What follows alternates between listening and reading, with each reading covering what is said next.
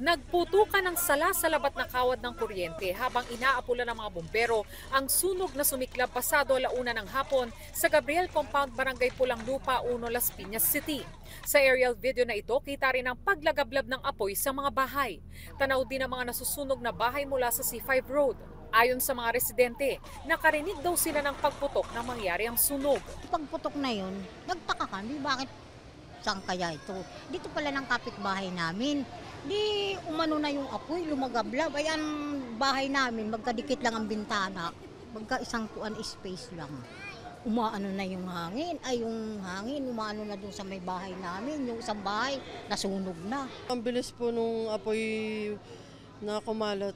Lalo na po yung mga bahay po, yung iba puro kahoy.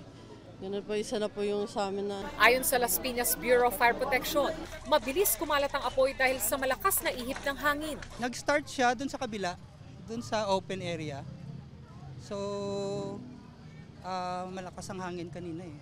So, medyo mabilis yung ano. Pero umabot tayo ng second alarm.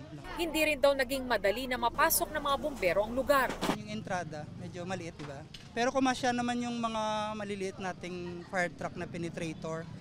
So, ganun. Tapos doon sa likod, open naman. Umabot sa ikalawang alarma ang sunog 1:20 p.m. at tuluyang naapula 3:23 p.m. Wala namang nasaktan o nasawi sa sunog na tumupok sa 10 bahay. Sa pagtaya ng BFP, aabot sa 1.5 million pesos ang pinsala dahil sa sunog. Pansamantala namang tumuloy sa covered court ng Bernabe Compound ang 33 pamilyang nasunugan.